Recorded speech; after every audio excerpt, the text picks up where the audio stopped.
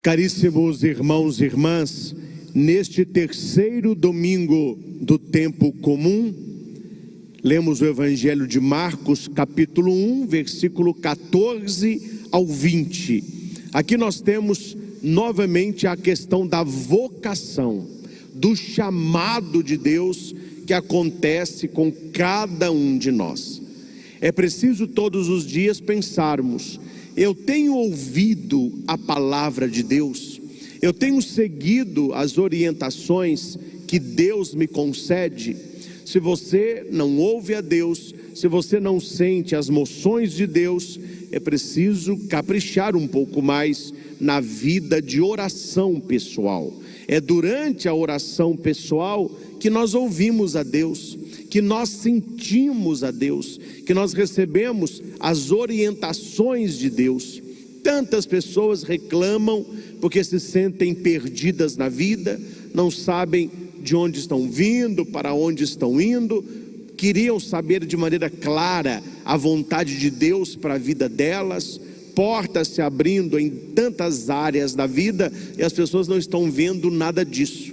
Quando você pergunta para a pessoa: como anda a sua vida de oração pessoal? Como anda o seu tempo com Deus? Como anda a leitura da palavra diária? Praticamente inexistente. Então, como que nós vamos ouvir a Deus se nós não nos colocamos na sua presença?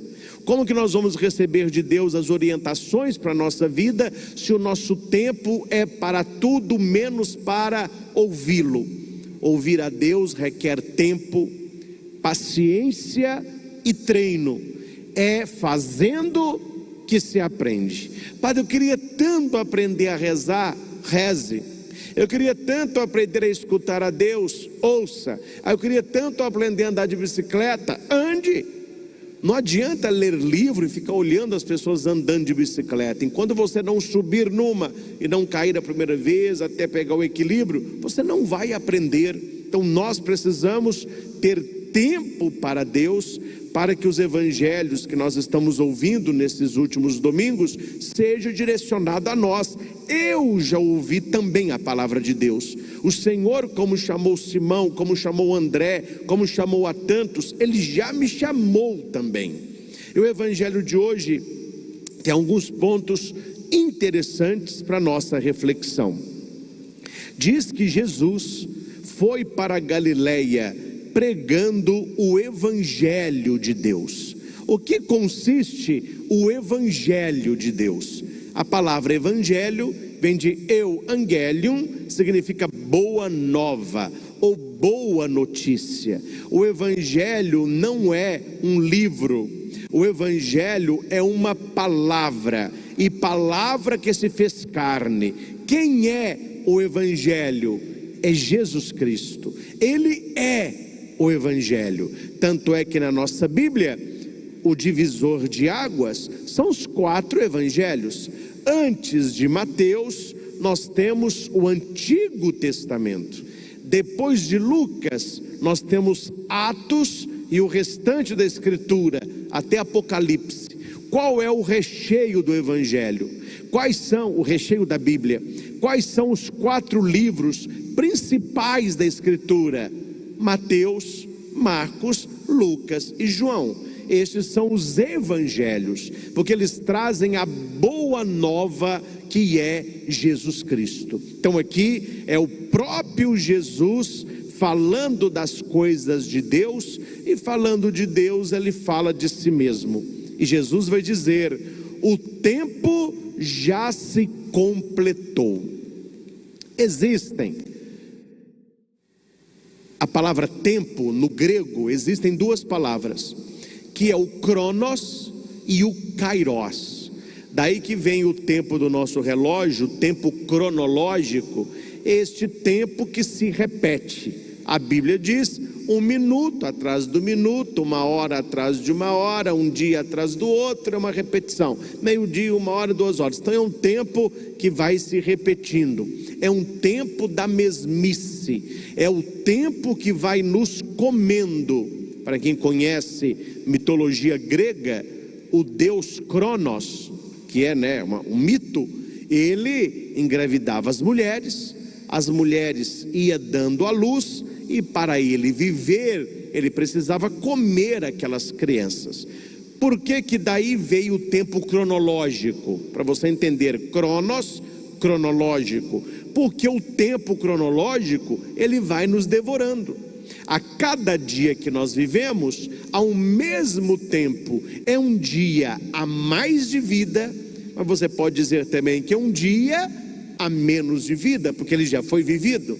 Este tempo cronos, ele vai nos envelhecendo, ele corrói, ele estraga. A gente compra uma coisa nova hoje, passa um tempo, já não é nova mais. É a ação do tempo, o tempo cronológico. Só que Jesus no Evangelho, ele usa a questão do tempo. O tempo completou, mas não é o tempo cronos, é o tempo kairótico, é o kairos. E o que é kairos? É o tempo de Deus, é o tempo que não passa, é o tempo pleno, é o tempo que plenifica, é o tempo que santifica. E durante a nossa vida, se nós prestarmos atenção, todos nós temos momentos em que experimentamos numa dimensão terrena o tempo kairos, que é uma dimensão espiritual. Quando que isso acontece?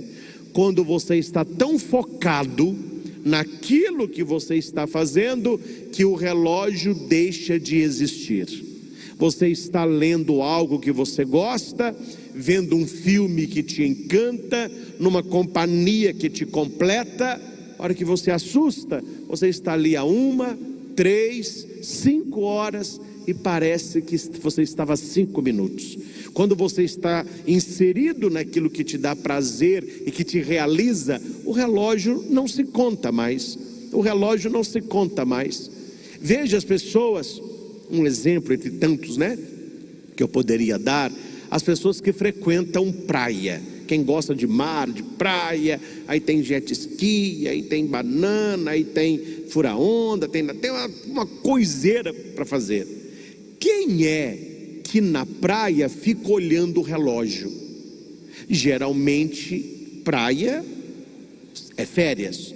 Férias é onde a gente não precisa ter relógio. Tem gente que faz questão, quando eu vou para a praia, nem relógio eu levo.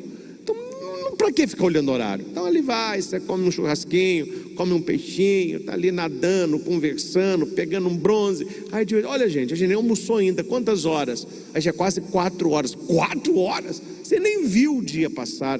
Prazer, amigos, família, você está intertido. Este tempo prazeroso que dispensa o relógio cronológico é o tempo de Deus, é o tempo kairótico.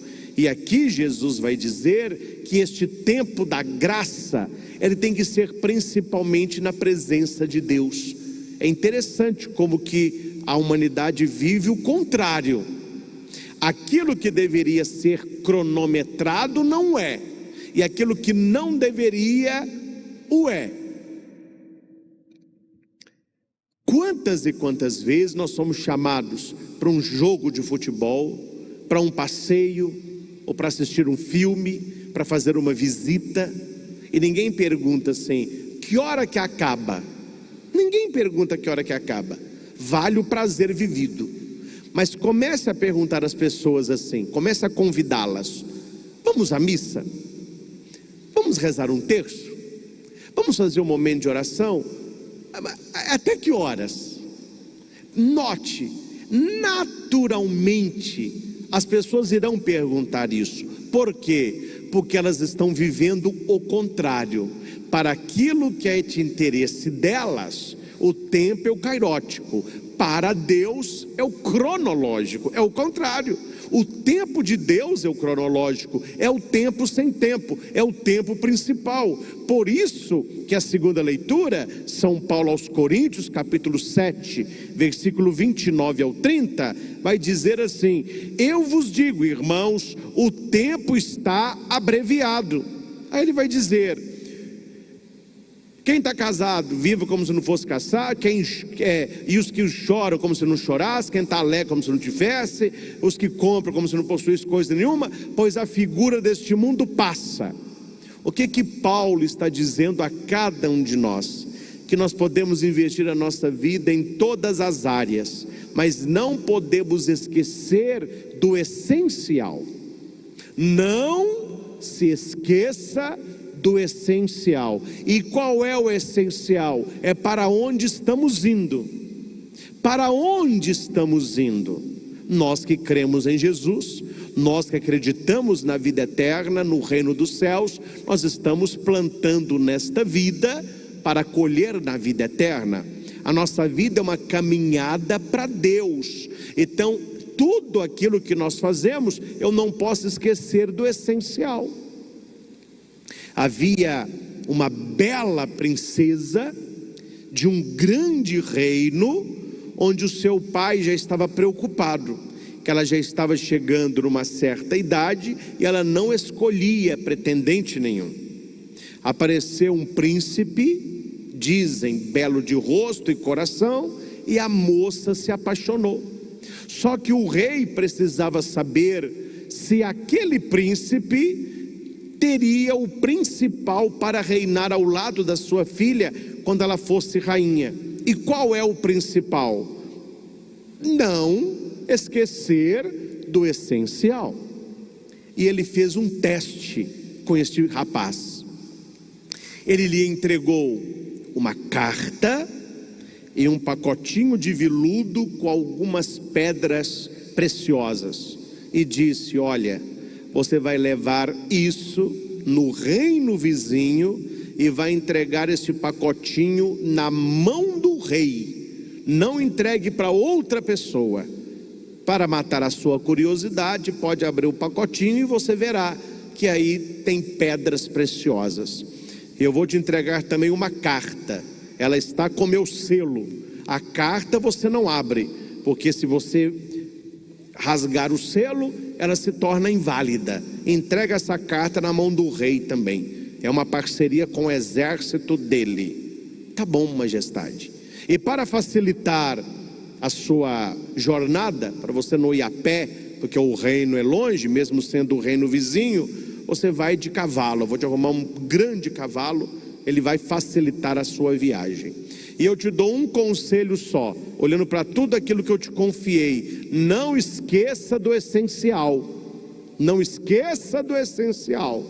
E o rapaz subiu no cavalo e, querendo impressionar o rei, tentou chegar o mais depressa possível no reino, e batia no cavalo, e o cavalo correndo rápido, ele querendo mais, e não parou para comer, não parou para beber. Quando ele estava avistando o castelo ao longe do outro reino, o cavalo, coitado, já não tinha força nenhuma. O cavalo caiu lá de inanição, ele ainda chutou o cavalo. Isso é uma mula velha, eu vou acabar o meu trajeto, é a pé mesmo.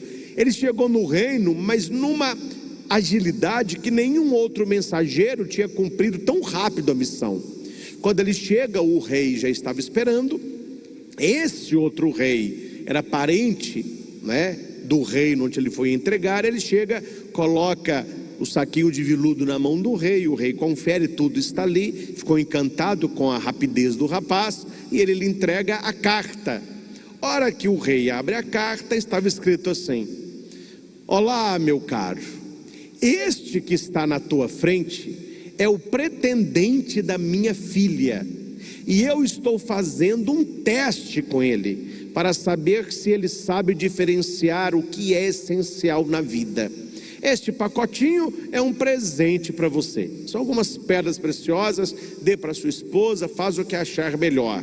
Mas não se ocupe tanto com o brilho das pedras. Olha para mim o estado do cavalo. Se ele não souber cuidar daquele que o ajuda na jornada, quiçá ele cuidará da minha filha. Abraços. O final da história você já sabe, né? Ele achou que o essencial era o ouro, e o essencial era a vida. A vida de quem? Do cavalo. Por que do cavalo? Porque ele era parceiro de missão, era ele que estava levando o rapaz. Então eu não posso descartar quem me ajuda durante a vida. Eu não posso descartar quem me ajuda a cumprir a missão. Eu não posso descartar o ser humano a troco nem de ouro e nem de nada. Não esqueça do essencial. E qual é para nós o essencial? A vida eterna. Porque Paulo está falando nesta carta: o tempo é abreviado e a figura deste mundo passa. O mundo é passageiro. Eu não estou dizendo para as pessoas viverem como algumas vivem. Ah, padre, eu não sei o que eu estou fazendo aqui embaixo. Eu queria tanto o céu. O meu lugar é o céu. Então morra, meu filho, morra. Morra, resolveu o problema. Ninguém está interessado em morrer agora. Então nós precisamos levar uma vida aproveitando aquilo que Deus criou, porque o mundo é bom. O mundo é bom. É o mal que põe na nossa cabeça que o mundo é mal. Mas se você ler Gênesis, Deus cria o mundo, ele repete inúmeras vezes: e viu que era bom, e viu que era bom. O mundo é bom. Então nós devemos também crescer enquanto seres humanos, aproveitando aquilo que o mundo nos oferece. Mas não podemos esquecer do essencial. A sacolinha de veludo tem um valor, pedras preciosas, mas o cavalo também tinha um valor. Nós podemos viver a nossa vida no trabalho, no lazer, no casamento, no estudo, adquirindo os meios materiais que você sonha e tantas outras coisas, sem esquecer do ponto final. E qual é o ponto de chegada? Deus. É por isso que no Evangelho Jesus disse: o tempo já se completou, o reino de Deus está próximo. Aqui é o Evangelho de Marcos. Eu acho mais bonita a tradução de Lucas.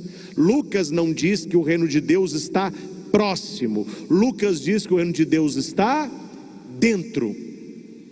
O reino de Deus está dentro de vós. Então nós precisamos ter essa consciência de que nós somos capazes de Deus, porque Deus está em nós. Porque Deus está em mim. Deus habita também em você. Deus está em nós. E ele vai dizer: convertei-vos e crede no Evangelho. Olha que bonito. Jesus repete aquilo que era a pregação de João Batista. Qual era a pregação de João? Convertei-vos e crede no Evangelho. O reino de Deus está próximo. O reino de Deus está chegando. Jesus, ele continua com esta pregação: convertei-vos e crede no Evangelho. Fala-se muito de conversão. Nós estamos num processo de conversão. Eu preciso me converter. E a minha pergunta é: o que é conversão? Conversão é mudança de vida. E evangelicamente falando, na boca de Jesus, conversão é adesão. Conversão é igual adesão. Adesão a quem? A Jesus.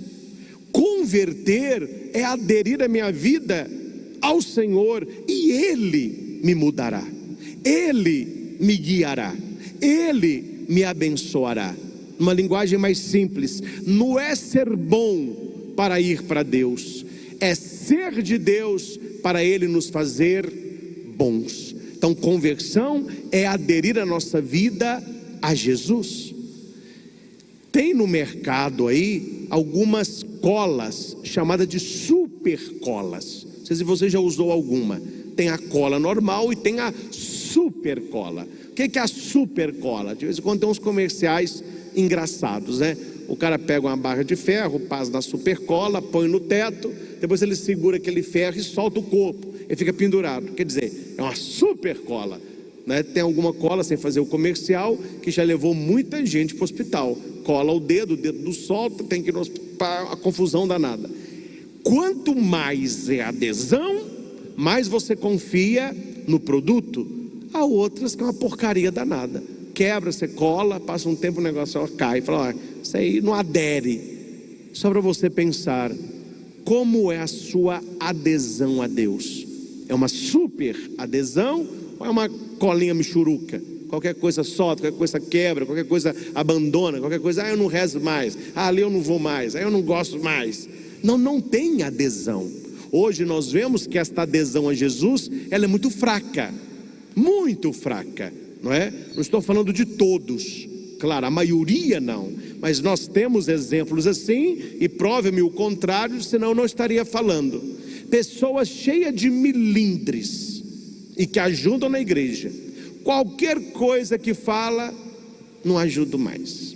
Aqui eu não venho mais. Não tem adesão nenhuma. Não tem adesão praticamente nenhuma. Está ali por estar. Se não é do meu jeito, é de jeito nenhum.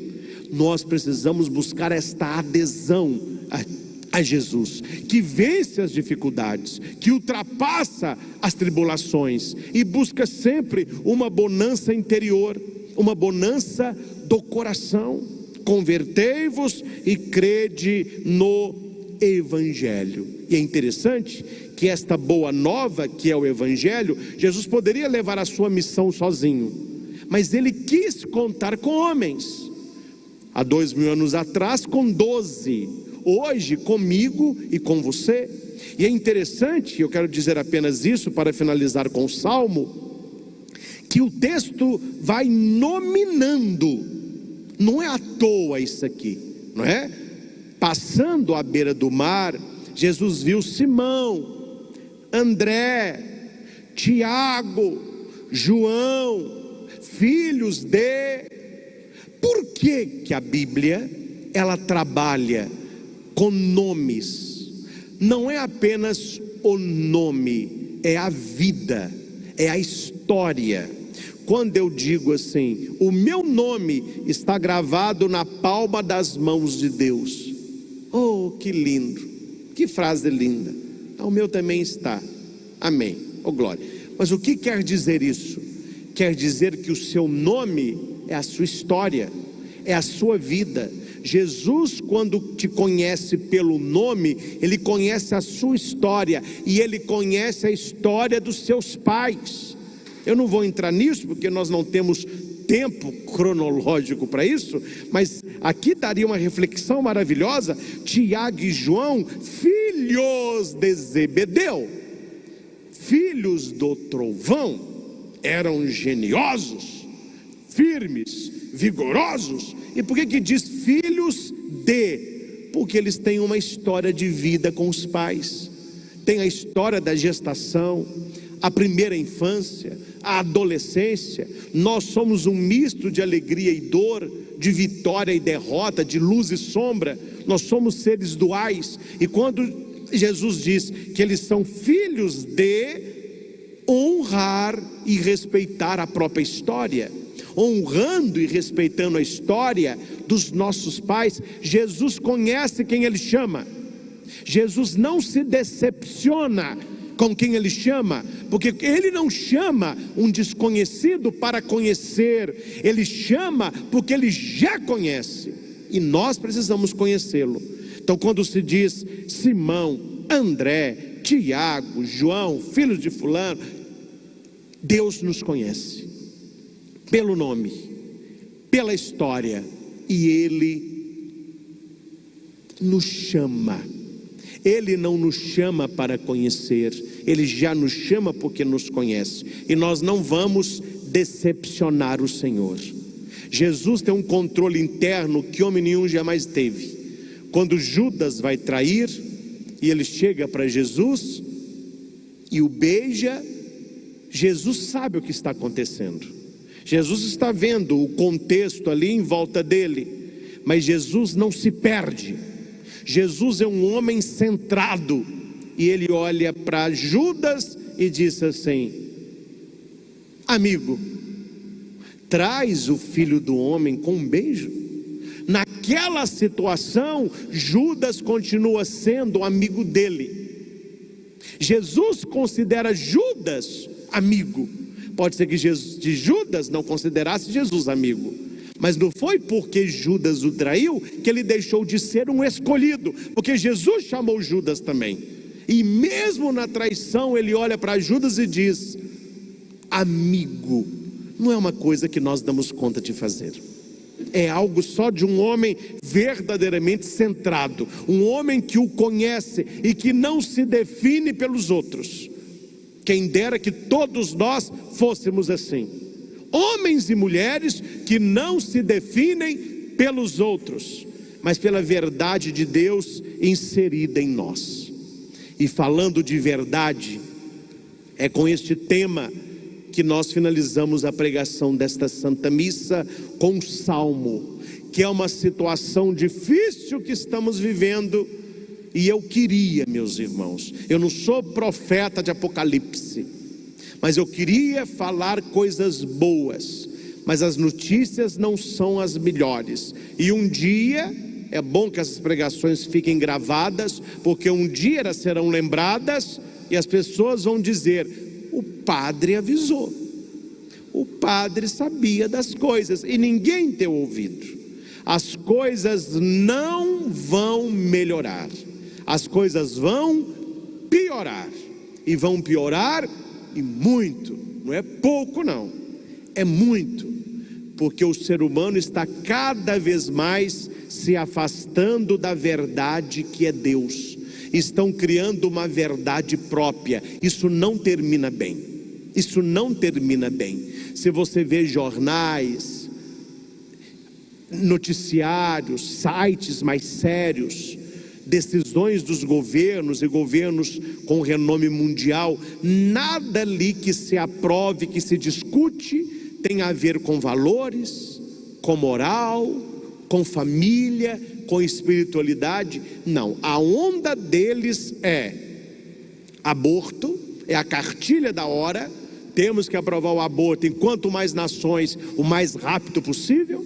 Temos que inserir no plano de educação mundial, é um plano mundial, a ideologia de gênero, para acabar com a persona, com a pessoa, para destruir a família constituída. E aqueles que não se aderirem a isso devem ser perseguidos. São os retrógrados, são os fundamentalistas. Eles estão falando de quem? Dos cristãos, porque o cristão ele já conhece a verdade. A verdade é Jesus, uma verdade que eles não aceitam. Então, se eu não tenho como aceitar, eu tenho que destruir. É por isso que eu estou dizendo que as coisas não vão melhorar, vão piorar. Ouça, por exemplo, não vou dizer aqui absolutamente nada, mas se você tem QI suficiente, ouça os discursos dos 4 primeiros dias do novo presidente norte-americano. Olha o teor da fala, com o que ele está preocupado com o quê? Note que no discurso de posse já foi dito, nós vamos acelerar essa ordem mundial. Nós queremos criar uma ordem mundial. Estude para você saber o que é essa tal ordem mundial. Você vai ficar de cabelo em pé, você vai ficar sem dormir, você vai desistir da família. E quem lê essa ordem mundial nem filho vai ter, porque a coisa é séria, é pesada. E nós estamos levando a vida como se tudo tivesse a mil maravilhas. O nosso problema é só o corona. Chegou a vacina, tudo volta. Quem dera, meu filho, que o problema fosse coronavírus. Quem dera que o maior problema mundial fosse o vírus. O problema é a questão da verdade. O Papa Bento XVI, que foi muito incompreendido por alguns, foi um porta-voz da verdade. Um homem que não teve medo de falar a verdade e chamou a igreja várias vezes a atenção sobre o relativismo que estava imperando. Se na época que Bento disse isso já era um problema, imagina hoje, 10 anos depois. Está muito pior. O salmo de hoje reza assim: mostrai-me, ó Senhor, vossos caminhos, e fazei-me conhecer a vossa estrada. Vossa verdade me oriente e me conduza. Vossos caminhos, vossa estrada, vossa verdade. Converse hoje com muitos universitários, pessoas que têm na cabeça um modelo de governo mais opressor, despistando nas cores, mas mantendo a ideologia. Não tem nada de vossos caminhos, são os meus caminhos. Não tem nada da vossa estrada, é a minha estrada. E o principal, não tem nada da vossa verdade, é a minha verdade. Verdade é o que é verdade para mim. O discurso é esse, discurso universitários, professores, PhDs, doutores. Hoje a verdade ela é pessoal. A sua verdade pode não ser a minha verdade. E as pessoas acham isso muito bonitinho. É liberdade, é liberdade. A verdade não existe. Só que nós temos que analisar as consequências trágicas disto que está acontecendo no mundo. Permita-me ler um parágrafo, e preste atenção, do Papa Bento XVI, na sua homilia, dia 24 de abril de 2005. Olha o que o Papa disse: a pequena barca do pensamento de muitos cristãos foi muitas vezes agitada por ondas lançadas de um extremo ao outro, do marxismo ao liberalismo, até a libertinagem, ao coletivismo radical, do ateísmo a um vago misticismo religioso, do agnosticismo ao sincretismo e por aí adiante. Olha o que o Papa disse: a coisa está ruim, é por aí adiante. Ter uma fé clara, segundo o credo da igreja, muitas vezes é chamado de fundamentalismo. Ouça os discursos políticos, os debates das câmaras, quando o assunto é ideologia de gênero, aborto, o que eles dizem? Não tem como conversar com os cristãos, com os católicos, vocês são fundamentalistas. E o Papa está dizendo, é porque nós temos uma fé clara.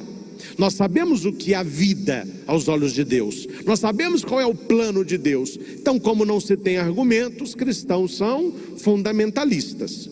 Enquanto o relativismo, ou seja, tudo é relativo, não há verdade, isto é, deixar-se levar aqui, além por qualquer vento de doutrina, aparece como única atitude à altura dos tempos de hoje. Vai se constituindo a ditadura do relativismo, que nada reconhece como definitivo e que deixa como última medida apenas o próprio eu e as suas vontades. O Papa alertou isso aqui em 2005. 2005, olha onde nós estamos. Olha quantos anos se passaram e as coisas só pioraram. Quando você conversa com pessoas de outra geração, principalmente os mais jovens, eles não aceitam argumento nenhum de verdade. Verdade, o que é verdade para eles? Eles aprendem isso na universidade. Não há verdade, é a sua verdade. O que é verdade para você está valendo, o que não é, taca fogo. Aí você vai conversar com a pessoa e você começa a mostrar que ela está errada. Ela não aceita que ela está errada. O ser humano está orgulhoso, ele não aceita ser chamado a atenção. Você chama a atenção de alguém, é um bico uma semana. Todo mundo está certo, todo mundo é dono da verdade, todo mundo é dono da razão. Aí você vai conversar com um jovem, a hora que ele não tem mais argumento, que ele diz: olha, vamos conversar mais não, é isso que você está falando, é a sua verdade, então fique com ela, a minha verdade é outra. O Papa falou isso em 2005. Verdades relativas, verdades pessoais, verdades no meu bem-querer. Padre, para nós, qual é a verdade? A verdade está no Criador. Ele é a verdade. E a verdade foi nos revelada pelo seu único Filho, que é Jesus, Filho de Deus. Não há um outro Filho. Se Jesus é Filho de Deus, Ele pode dizer: eu sou o caminho, eu sou a verdade, eu sou a vida. O que as pessoas dizem hoje? E até pessoas de igreja, e aqui eu não vou dizer nome, e até pessoas ordenadas, que tanto faz você ser cristão, você ser budista, você ser espírita, o importante é que você pratique o bem. O importante é que você tenha amor no coração. Eles não vêm, mas eles estão na onda do relativismo. Tudo é relativo. Tanto faz como tanto fez. Se você está com Buda, se está com Cristo, se está no Espiritismo, tanto faz. Não é que nós vamos condenar os outros, mas nós precisamos ter uma postura clara. Qual é a nossa fé cristã católica? Quem é Jesus Cristo, o homem de Nazaré? Hoje em dia é tudo relativo. Isso também é relativo, é a sua verdade. Jesus para você é filho de Deus, para mim não é. Então você fica com esse Jesus, que eu fico com o meu. Um discurso arenoso, um discurso, e aqui vai dizer um problema. A ditadura do relativismo me leva a quê? Ao indiferentismo. Tanto faz como tanto fez. O que você faz é a sua vida. Faça o que você quiser. Indiferentismo. E qual é o problema do indiferentismo? Que ele leva ao esfriamento espiritual. Eu vou à igreja, eu não vou à igreja, tanto faz. Eu comungo, eu não comungo, tanto faz. Eu confesso, eu não confesso, tanto faz. Por que vocês acham? Acompanhe no IBGE. Olhe nos últimos 10 anos, depois você volta 10 anos, depois você volta 10 anos, 30 anos, mas volte de 10 em 10. Olhe a porcentagem do ateísmo. Ele está em alta. Nos últimos 30 anos, as pessoas tinham, até anos atrás, ninguém falava que era ateu. Ateu era um palavrão. Hoje em dia é bonito, principalmente nos ambientes universitários intelectuais. Eu sou ateu, eu sou agnóstico. É bonito falar. Aí você nota que a onda a cada ano duplica, triplica o número de ateus. E por que está multiplicando o número de ateus? Por causa da ditadura do relativismo. Se tudo é relativo, e se cada religião prega um Deus, porque as religiões são diferentes, se elas fossem iguais, tinham uma religião só. Isso é questão de lógica. Não, mas Deus é um só. Então temos que ver o que está acontecendo, porque se Deus é um só, a verdade é uma só, deveria haver uma religião só. Se tem várias, então tem alguma coisa aí que não está certo. Então o que o agnóstico pensa? Se Deus é um, se a verdade é uma, se tudo é relativo, se cada um adora do jeito que quer, Deus é uma invenção humana, Deus não existe, o homem criou, então eu sou ateu, eu não preciso de Deus. A origem é o relativismo. Quando não há uma certeza, Jesus é o caminho, a verdade e a vida. Leia Atos dos Apóstolos. Por que no início do cristianismo milhares de pessoas se convertiam numa pregação de Pedro? Porque eles não tinham meias verdades. Eles pregavam: Jesus é o único Filho de Deus. Ninguém se salva sem Jesus Cristo. Confessem os vossos pecados, recebam o batismo e o sigam. As pessoas se convertiam, porque ali estava a verdade. Hoje em dia você apresenta Jesus como a verdade. Não, isso aí está certo, não, isso aí é fundamentalismo. Eles estão arrogando só para eles a questão da verdade. E os outros? E os outros? E os que não creem em Jesus? E os que não são? Aí vem com esse discurso hoje, um mimimi que ninguém aguenta. Aí todo mundo tem que agradar todo mundo. Então entra o relativismo. Olha, então tudo está valendo, tudo é bom, tudo é certo, tudo é válido. Aí você vê uma sociedade perdida, pessoas totalmente perdidas neste diferentismo e esfriamento espiritual. A verdade hoje é apenas um ponto de vista. E qual é a verdade absoluta? É Jesus, e ele vai sendo colocado de escanteio. Tinha uma mulher, não vou citá-la, num canal aí aberto, falando que nós já saímos da era de peixes, entramos pelos astros na era de aquário. E a era de Aquário, ela tem que afogar o peixe, que o peixe já era, que esses 2000 anos de cristianismo já chegou ao fim.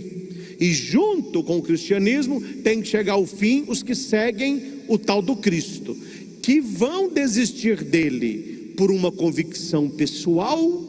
Olha só o discurso: ah não, então Jesus acabou, eu vou deixar de ser cristão. Ou deverão de ser convencidos, porque serão entraves do progresso social. O que eles estão dizendo? A igreja é um entrave, os cristãos é um entrave. Se não fossem os cristãos, todo mundo já estava na ideologia de gênero. Se não fosse cristão, todos os países já tinham aprovado o aborto. Se não fosse cristão, isso aqui estava igual o diabo gosta. Então, para este bando, o cristianismo é um entrave. Por quê? Porque nós arrogamos que nós conhecemos a verdade, porque a verdade é Jesus e sua palavra. Pilatos pergunta para Jesus: que é a verdade? Jesus não responde nada. Por que Jesus não responde nada? Porque ele está na frente de Pilatos, ele é a verdade. Se Pilatos consegue ver Jesus, palavras não precisam. Só que lá na frente Pilatos vai dizer: eis o homem, ou seja, aqui é a verdade, ele é a verdade. E Jesus vai dizer: eu sou a verdade, e quem é da verdade, escuta a minha voz. Meus irmãos, quando os dias maus chegarem, e que você lembre do que eu estou dizendo, várias pessoas que você viu na igreja, várias pessoas que você viu recebendo a comunhão, várias pessoas que se diziam que eram cristãs, estarão com uma facilidade muito rápida, passando para o outro lado, porque eles não têm adesão a Cristo, estão ali, mas não estão. Como no início do cristianismo, a nossa fé será provada, e vamos ver quem resistirá às provas da fé. Como disse os discípulos: resistam, porque a coroa é certa. Paulo vai dizer: por mais difícil que seja o caminho, tem-me reservado uma coroa de glória, e um dia eu a receberei. Finalizando, não poderia deixar de dizer isso, que existem na igreja princípios inegociáveis. O que é um princípio inegociável? Não é questão de consenso. Vamos votar para ver qual é a verdade. Não, isso aqui não é a votação, não é consenso, porque o consenso ele é hipócrita. O consenso depende do grupo.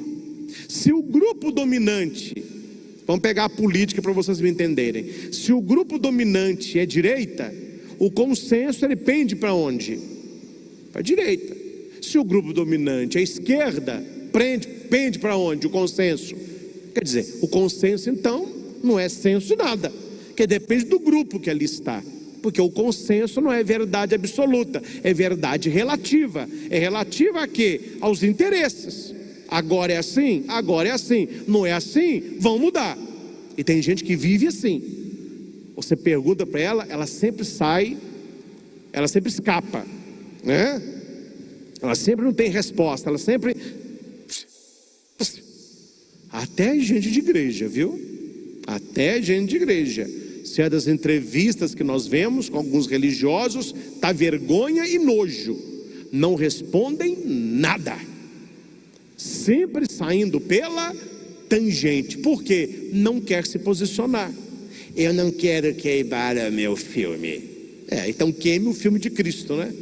É melhor crucificar a ele do que você. Então não se responde nada, toda pergunta é um achismo, depende de você, é o fazer o bem, é o amor, e o relativismo vai entrando na igreja e vai atrapalhando aqueles que querem levar uma vida verdadeiramente cristã com aquele que é a verdade. E o Papa nos coloca que há princípios inegociáveis. Permita-me ler o último texto. O Papa Bento diz: uma sociedade que tenta calar a igreja no campo moral, como extensão de rejeição a Deus, só pode se tornar cada vez mais injusta, desumana, irracional e tirânica. É o que nós estamos vendo acontecer. E aqui não tem quase ninguém falando disso. Eu não estou entendendo se eu que estou vendo demais ou as pessoas estão fumando alguma coisa por aí. As pessoas estão no país das maravilhas. A coisa está um caos e ninguém toca no assunto. A coisa está de mal a pior e ninguém fala nada. Eu fiquei preocupado há um tempo atrás, o pessoal discutindo ideologia de gênero, acabando com aquilo que é o ser persona, banheiro para menino e menina, colocando menino de saia, meninas sendo obrigadas a brincar de carrinho, na escola passando batom na boca, todo mundo preocupado, e muita gente, tudo azul, Adão e Eva. Eu não estou entendendo o que está acontecendo. A mesma igreja, tantas vezes apática, calada, medrosa, ninguém fala nada, e os fiéis, todo mundo perdido, esperando uma palavra. Meu filho, as coisas não vão terminar bem. E o Papa Bento disse: aí está ficando cada vez mais uma sociedade injusta, desumana, irracional e tirânica. Escuta isso aqui. Não é de hoje que a igreja derrama o seu sangue por não se dobrar frente a ideologias perante o Estado, que muitas vezes assume o lugar de Deus. Quem vive, quem morre, quem nasce, quem não nasce, quem vai, quem fica. Hoje, cada vez mais, a igreja paga um preço alto contra a ditadura do relativismo. Uma igreja que não é profética, olha o que o Papa está dizendo. Agora só é o Papa Bento, para não falar que é o Padre Cristo, porque marretar o padre é fácil, quando vem marretar o Papa. Olha o que o Papa disse: uma igreja que não é profética, que não fala, ela está no próprio declínio. Depois de discernir os espíritos, a igreja deve rejeitar e purificar os valores do mundo e pegar aquilo que é nobre e justo. Deixa eu ler o que o Papa falou isso. Está no livro, quando ele era cardeal, José Ratzinger, Dogma e Anúncio, São Paulo, Loyola, 2007, página 174. Ele está dizendo que uma igreja que não é profética, ela está no seu declínio. E aqui ela vai dizer que a igreja tem 3 princípios que são inegociáveis. Quais são os 3 princípios inegociáveis da igreja? O que é inegociável? Não tem conversa, porque se a gente mexe nisso aqui, vai mexer em tudo. Quais são os 3 princípios? Primeiro, tutela da vida em todas as suas fases, desde o primeiro momento da concepção, que é o embrião, até a morte natural. Então jamais a igreja verá de bons olhos aos olhos de Deus a questão do aborto e a pena de morte, do início da vida ao seu declínio natural. Quanto a isso, é um princípio inegociável. Segundo princípio, reconhecimento e promoção da estrutura natural da família, comunhão entre um homem e uma mulher, baseada no matrimônio, possuindo caráter particular e papel social insubstituível. Nada substitui a família natural. E olha que o Papa não chama de família bíblica, ele está indo na natureza humana. E terceiro, a tutela do direito dos pais de educar os próprios filhos. A escola, ela colabora com a educação dos pais, não é os pais que colaboram com a escola. E hoje o Estado deu para educar as crianças do jeito que nós achamos que deve ser educada. Pai não tem que dar palpite, nós vamos educar do nosso jeito. Se a questão é a ideologia do gênero, nós vamos educar assim, e os pais não podem dar palpite. E há países onde os pais não aceitaram isso e foram presos 7 dias no Chilindró para aprender a deixar o Estado educar as crianças do modo dele. A gente não lê, né? O tempo é pouco para mexer com o WhatsApp, não fica sabendo dessas notícias escabrosas. E isso está chegando com força na América Latina. E o Papa vai dizer: essas não são verdades de fé, não são verdades de fé, mas estão escritos na própria natureza. Estes não são valores confessionais, mas sim valores naturais. Meus irmãos, que este domingo mexa e remexa com o nosso interior. Não dá tempo da gente falar tudo, porque você não pode ficar aqui o dia todo também, mas que você possa, através da minha fala, pesquisar sobre isso que eu disse. Não seja um católico bobão. Saiba o que você está dizendo. Pesquise. Ditadura do relativismo. Volte nesses assuntos que eu disse e vai estudar, vai ler, para você saber o que está acontecendo a nível mundial. Não é a nível de Brasil não, a nível de mundo, para que nós possamos conhecer a verdade, professar a verdade e defender a verdade, que é Jesus Cristo, o mesmo ontem, hoje e sempre. Louvado seja nosso Senhor Jesus Cristo.